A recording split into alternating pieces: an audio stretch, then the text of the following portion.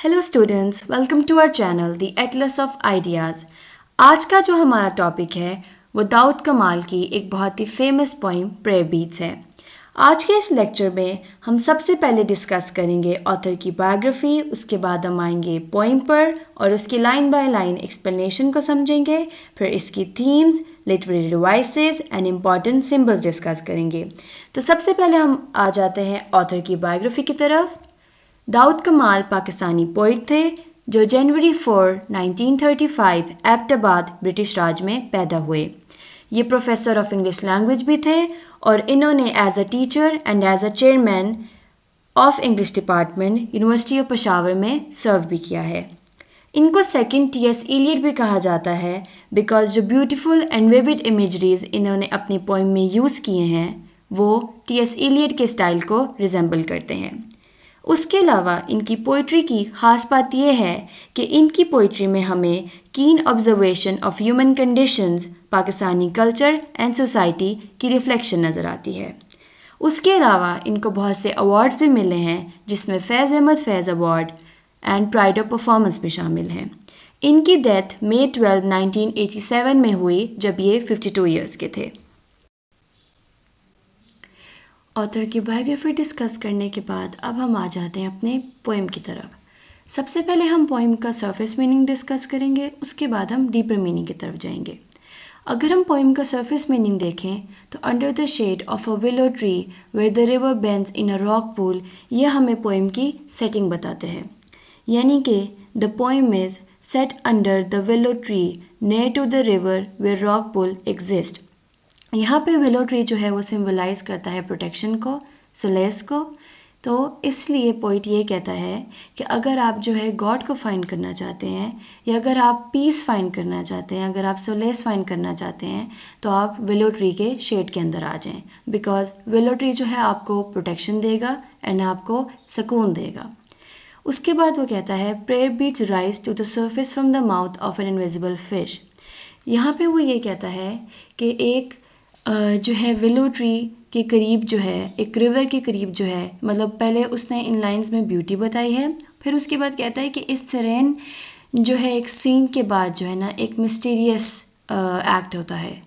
वो ये होता है कि जो रिवर है उसके सरफेस पे एक invisible mouth of the fish जो है उससे प्रेयर बीड्स निकलते हैं, यानी कि उससे स्पिरिचुअलिटी निकलते हैं।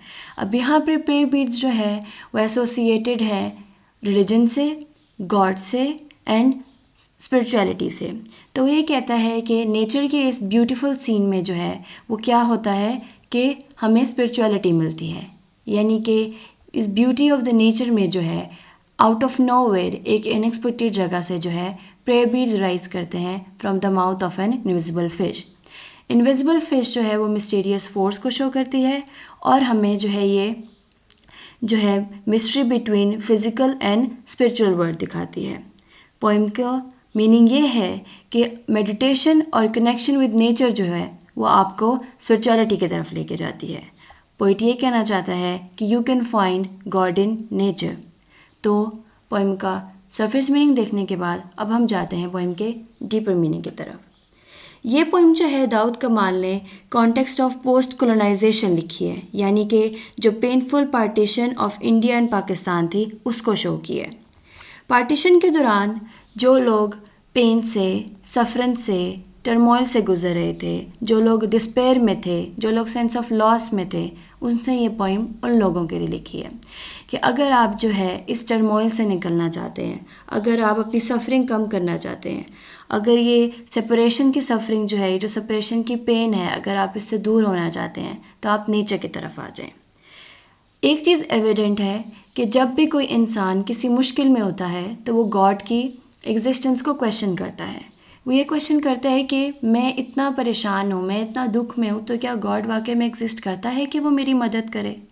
तो यहाँ पे जो है पोइट जो है ऐसे लोगों को एड्रेस करते हुए कहता है कि अगर आपके गॉड के एग्जिस्टेंस से रिलेटेड कोई भी क्वेश्चन है, अगर आपको ये लगता है कि गॉड एग्जिस्ट ही नहीं करता, अगर आप अपने क्वेश्चन के जो है आंसर ढूंढना चाहते हैं तो आप नेचर की तरफ आएँ।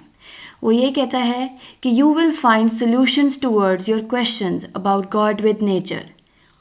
जो नेचर जो है आपको वो गॉड से रिलेटेड जितने भी आपके क्वेश्चंस जो हैं उनको आंसर करेगा। उसके अलावा जो लास्ट फ्यू लाइंस हैं, prayer beads rise to the surface from the mouth of an invisible fish, यहाँ पे जो है वो ये कहना चाहता है कि स्पिरिचुअल कनेक्शन जो है वो हमें कहीं से भी मिल सकता है, हमें बहुत अनएक्सपेक्टेड जगह से मिल सकता है, वो हमें नेचर की हार्ट में मिल सकता है, वो हमें किसी ऐसे शख्स में मिल सकता है जो हमारे हमारे लिए जो है कंफर्ट का बायस बने। तो ये कहता है लोगों को कि अगर आप जो है इतना आपने सफ़र किया है पार्टीशन के बाद, और अगर आप जो है इस सारे दुख से निकलना चाहते हैं तो आप नेचर की तरफ आ जाएं, क्योंकि नेचर जो है आपको पीस देगा। पोइम का सरफेस एंड डीपर मीनिंग देखने के बाद अब आ जाते हैं पोइम के एनालिसिस की तरफ। तो ये पोइम जो है पोस्ट कैनोनियन पोइम है एंड ये सिंगल स्टैंजा पोइम है। ये फ्री वर्स पोइम है, यानी कि इसका कोई प्रॉपर राइम स्कीम नहीं है एंड ये इसके प्रॉपर कोई सेंटेंसेस नहीं है, ये रैंडम लिखी हुई है। अगर हम इस पोइम की टोन के बारे में बात करते हैं तो टोन जो है वो मोटिवेटिंग है, कंटेम्पलेटिव है एंड रिफ्लेक्टिव है, यानी कि थॉटफुल टोन है। आप जो है खुद पे रिफ्लेक्ट करते हैं कि क्या वाकई में अगर मैं नेचर के साथ कनेक्ट हो जाऊं तो क्या मुझे पीस मिलेगा, क्या मेरे जो क्वेश्चंस हैं गॉड से रिलेटेड उनका आंसर मुझे मिलेगा। उसके अलावा अगर हम स्टाइल की बात करें तो पोइम का स्टाइल जो है वो बहुत ही सिंपल एंड ल्यूसिड है। पोइम की ओवरऑल एनालिसिस के बाद हम आ जाते हैं लिटरेरी डिवाइसेस पर। तो पोइम में जो है मेटाफर यूज़ हुआ है एंड वो जो है फिश है। फिश जो है वो मेटाफर फॉर नेचर है। उसके अलावा इसमें हमें नेचुरल इमेजेस भी नज़र आती हैं जो कि रॉक एंड रिवर है। फिर हम आ जाते हैं पोइम के इंपॉर्टेंट सिंबल्स की तरफ।